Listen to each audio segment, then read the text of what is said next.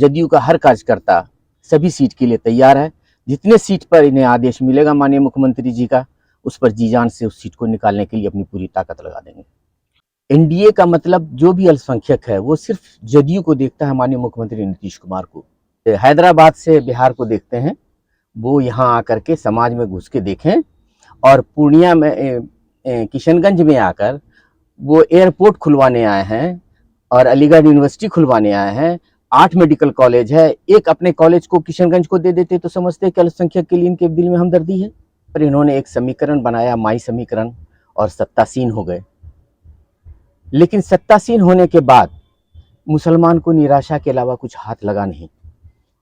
ये जो माई समीकरण है सिर्फ राजनीतिक समीकरण बन गया और वो उनके परिवार के विकास के लिए उपयुक्त साबित हुआ।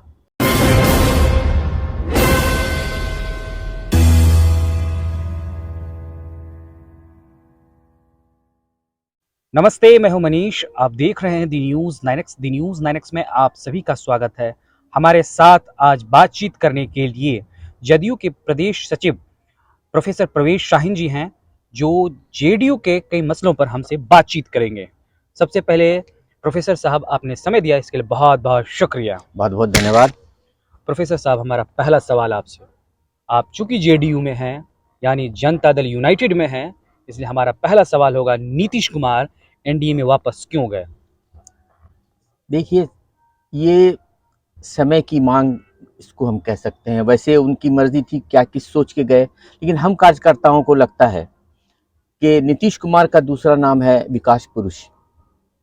विकास के लिए वो कोई भी समझौता कहीं भी कर सकते हैं, ये हम लोगों का अपना सोच है।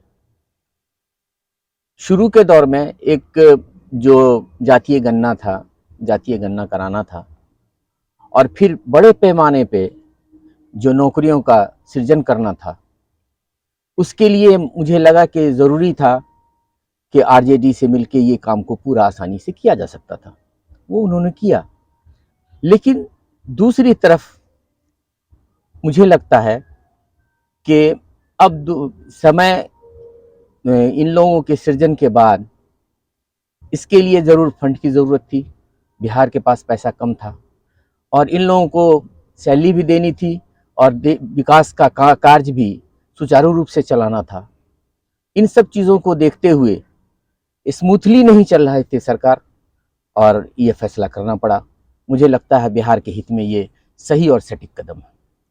नीतीश कुमार जो वापस एनडीए में चले गए हैं, इसको तो सीटों को लेकर खींचतान होगी। नहीं, हमको तो ऐसा नहीं लगता है कि सीटों का कोई इसमें खींचतान होना है। ये बहुत आसानी से हो जाएगा, चूँकि हमेशा से जब कोई नया गठबंधन बनता है तो उसमें इसका पहले से तय हो जाता है। मुझे नहीं लगता है कि इस पर, वैसे जदयू का हर कार्यकर्ता सभी सीट के लिए तैयार है। जितने सीट पर इन्हें आदेश मिलेगा माननीय मुख्यमंत्री जी का, उस पर जी जान से उस सीट को निकालने के लिए अपनी पूरी ताकत लगा देंगे। राजद सुप्रीमो लालू प्रसाद यादव ने कहा है कि नीतीश कुमार के लिए हमारे दरवाजे खुले हैं। इस पर आपका क्या कहना है?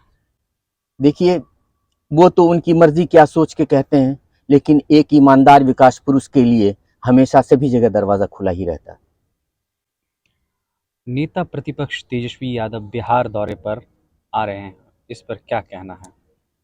जाहिर बात है कि हताशा तो है उनके सामने, और उसको अपनी ताकत को देखने के लिए वो क्षेत्र आ रहे हैं, लेकिन हमको लगता है कि निराशा ही उनके हाथ लगेगी। बीजेपी और जेडीयू जब एक हुई तो एनडीए में होगा शामिल। जैसे एनडीए में शामिल हों, क्या अल्पसंख्यकों का मत जेडीयू को मिलेगा?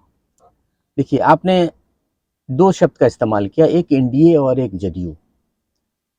एनडीए का मतलब जो भी अल्पसंख्यक है वो सिर्फ जदयू को देखता है, माननीय मुख्यमंत्री नीतीश कुमार को। पिछले कार्यकाल में भी जब वो शुरुआती दौर में ये अल्पसंख्यक इन पर भरोसा जताया, तो इन्होंने भी भरपूर मुसलमानों को तरजीह दिया। मुसलमानों को नहीं, बिहार को एक नज़र से देखा। मैं इसे इस तरह से देखता हूँ कि हर व्यक्ति के लिए बिहार में उन्होंने समान और सरल रास्ता बनाया विकास का, जो सबके दरवाजे तक, सबों तक पहुंचा, और उसमें अल्पसंख्यक कहीं पीछे नहीं रहा। इसलिए जो विश्वास माननीय मुख्यमंत्री नीतीश कुमार के साथ अल्पसंख्यकों का पहले भी था और आज भी है, कोई माने नहीं रखता है कि वो किसके साथ हैं। माने रखता है कि माननीय मुख्यमंत्री का जो उनका जो अपनी नीतीश नीति है उससे कभी हिले नहीं है, और जब तक हिलते नहीं है तब तक विश्वास बना रहेगा। लेकिन जनता में कहा जा रहा है कि नीतीश कुमार की क्रेडिबिलिटी गिर चुकी है। नहीं, ऐसा तो नहीं है, कहीं सवाल ही पैदा नहीं होता है। वो हर रोज एक नई कीर्तिमान स्थापित कर रहे हैं समाज से लेकर देश में, और इसको जब तक बिहार एक विकसित राज्य नहीं बन जाता है तब तक मैं नहीं समझता हूँ कि इनके हिम्मत में कभी कमी आने वाली है। बिहार दौरे पर ना AIMIM चीफ असदुद्दीन ओवैसी आए हुए थे। उन्होंने नीतीश कुमार पर तंज कसा कि अल्पसंख्यक युवकों को नौकरियां नहीं दी गई ज्यादा मात्रा में। नहीं, वो समझ रहे हैं, वो यहाँ से हैदराबाद से बिहार को देखते हैं, वो यहाँ आकर के समाज में घुस के देखें, और पूर्णिया में किशनगंज में आकर वो एयरपोर्ट खुलवाने आए हैं और अलीगढ़ यूनिवर्सिटी खुलवाने आए हैं। 8 मेडिकल कॉलेज है, एक अपने कॉलेज को किशनगंज को दे देते तो समझते हैं कि अल्पसंख्यक के लिए इनके दिल में हमदर्दी है।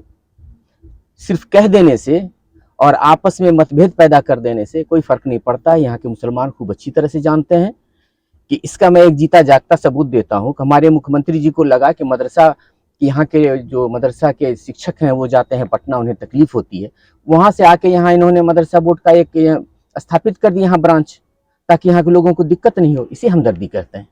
ये मुसलमान का हितैषी होता है। वो यहाँ आके फरमान जारी कर देंगे, इससे नहीं होगा।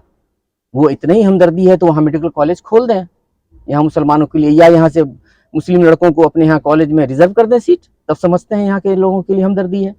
ये हवा में सिर्फ यहाँ के मुसलमानों को एक तरह से कहिए कि विश्वास घात कराने के लिए जो ये रणनीति चलते हैं, ये कामयाब नहीं होगा।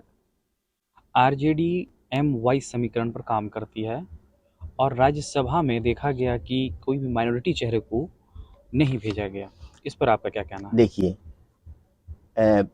शुरुआती दौर में हालात ऐसे बिहार में हुए कि मुसलमान यहाँ चारों तरफ दिखने लगा। वहाँ पर इन्होंने एक समीकरण बनाया, माई समीकरण, और सत्तासीन हो गए। लेकिन सत्तासीन होने के बाद मुसलमान को निराशा के अलावा कुछ हाथ लगा नहीं।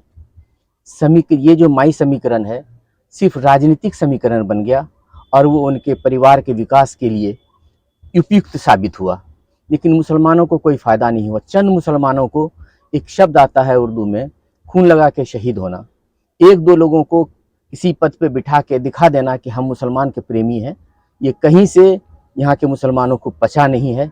और यही वजह हुआ कि माननीय मुख्यमंत्री नीतीश कुमार जी को के ऑप्शन चुनना पड़ा, और उसके साथ मुसलमान आए, और आज मुसलमान मजबूती के साथ उनके साथ खड़े हैं। तो ऐसी कौन सी परिस्थिति बनी जब पिछले लोकसभा चुनाव में मरहूम अशरफ साहब चुनाव लड़ रहे थे और हालांकि उनका इंतकाल हो गया, लेकिन चुनाव वो हार गए, ऐसी कैसी परिस्थिति बनी? नहीं, वहाँ ऐसी किशनगंज से वो इलेक्शन लड़ रहे थे, और वहाँ अभी भी अशिक्षा है, लोग समझ नहीं पा रहे थे तब में अशरफ साहब के इलेक्शन में, और आज में किशनगंज में काफ़ी बदलाव हुआ है। हर गांव में अब मुस्लिम लड़कियां साइकिल चलाती हैं, और शिक्षा इतना ज़्यादा बढ़ चुका है कि हर आदमी समझ रहा है, जो खास करके 18 साल के जो बच्चे हैं या नई नस्ल है, जो सबसे ज़्यादा वोटर है, युवा जो हमारा वोटर है, वो खूब अच्छी तरह से समझता है कि कहाँ मेरा विकास होगा, कहाँ हमारे समझदारी ले जाएगी, कहाँ हमको एक नई राह दिखेगी। इसके लिए तब के बिहार में सीमांचल में और आज के सीमांचल में ज़मीन व आसमान का फ़र्क। बहुत बहुत शुक्रिया हमारे साथ प्रोफेसर प्रवेश शाहीन जी, जिन्होंने अपनी बात बेबाकी से रखी। बहरहाल आपको हमारा ये इंटरव्यू कैसा लगा, आप अपनी राय हमारे कमेंट बॉक्स में ज़रूर दें।